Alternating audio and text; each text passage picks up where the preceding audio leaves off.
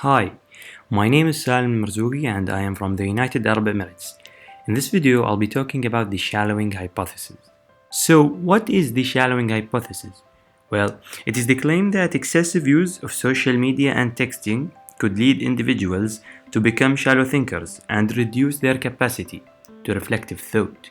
Consequently, this leads individuals to have rather shallow moral life goals and also have negative effects on various aspects of their life, including education and learning. Now, it's important to clearly define what shallow thinking and reflective thought really mean. So, in this context, shallow thinkers are those who only see the direct consequences of their actions and not the whole chain of effects associated with it. And reflective thought is a deep level of thinking and analysis that considers the implications of one's actions and experiences. So, what does research have to say about all of this? Well, in research paper investigating the shallowing hypothesis, researchers gave surveys to 146 students and came to the conclusion that there is a consistency between texting and usage of Facebook and the shallowing hypothesis. Nevertheless, it's clearly mentioned in the limitation section of that paper that their work only indicates correlation but not causation.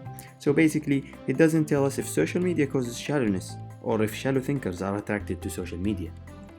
In another research paper about cyber shaming, the researchers suggest that cyber shaming is a consequence of the shallowing hypothesis. The researcher says the more social media enables immediate access to updates and events, the more the thoughtless and non-reflective responses will occur. So basically, because of social media affordances that allow us to respond almost instantaneously, we don't really think deeply about what we say. With that being said, my opinion is that the shallowing hypothesis is a moral panic. In many cases, I found out that many public figures often share content that triggers certain groups on purpose, even if they are not experts in the topic and even if they know that this will offend someone.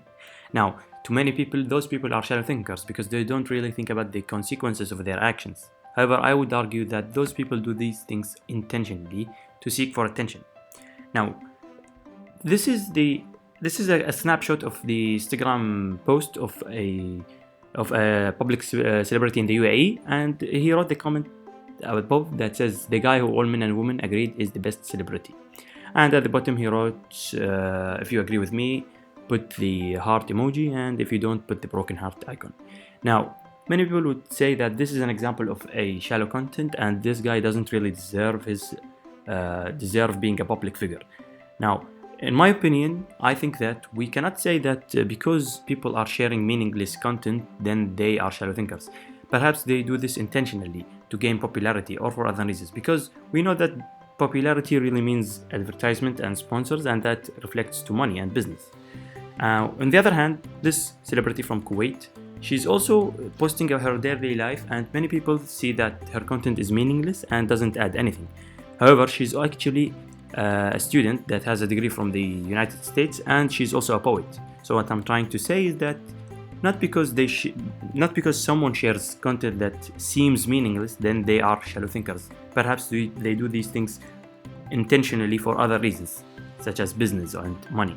On the other end of the spectrum, I think that digital media has a lot of benefits and in many ways can help develop our thinking instead of hindering it. From my experience, I found out that through social media, I got exposed to many people of different cultures, different languages, religions, social backgrounds and ideologies.